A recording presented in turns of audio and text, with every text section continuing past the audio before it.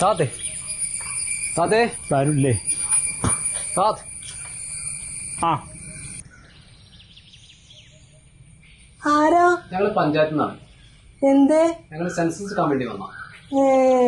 ഇവിടെ സെൻസസിന്റെ കണക്കെടുക്കാനാണ്. അപ്പൊ നിങ്ങള് എത്ര ആളെ വീട്ടിലുള്ളൊക്കെ ഒന്ന് പറഞ്ഞുതരോ?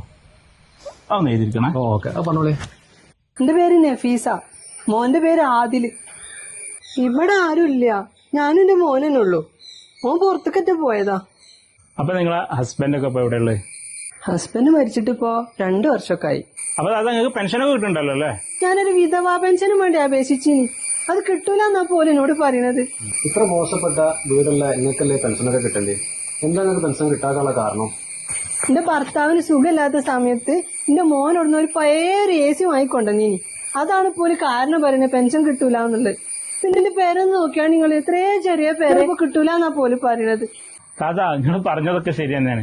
ഈ കാരണം AC ഉണ്ടായപ്പോ ഇപ്പത്തെ നിയമത്തിൽ കൊടുക്കാൻ പറ്റൂല.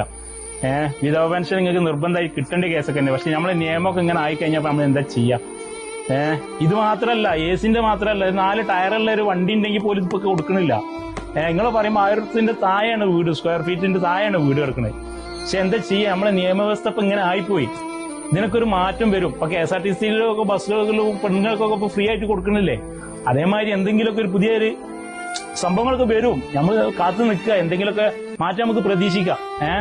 ഇത്രയൊക്കെ നമുക്ക് ഈ വിഷയത്തിൽ നമുക്ക് പറയാൻ പറ്റുള്ളൂ. ഏതായാലും ഞങ്ങൾ ചർച്ച ചെയ്യുന്നുണ്ട്, വിഷയങ്ങളൊക്കെ നമുക്ക് തീരുമാനത്തിൽ എത്തിക്കാം കേട്ടോ. ഓക്കെ സാറേ, ഇങ്ങനത്തെ ആളുകളൊക്കെയാണ് ശരിക്ക് സർക്കാർ പരിഗണിക്കേണ്ടത്. ശരിയാ. ഇതൊക്കെ ഒരു വീട്ടിലെ അടിസ്ഥാന ആവശ്യങ്ങൾ. അതൊക്കെ എന്താ ചെയ്യാ? ഒക്കെ റെഡിയാവും വിചാരിക്കാം.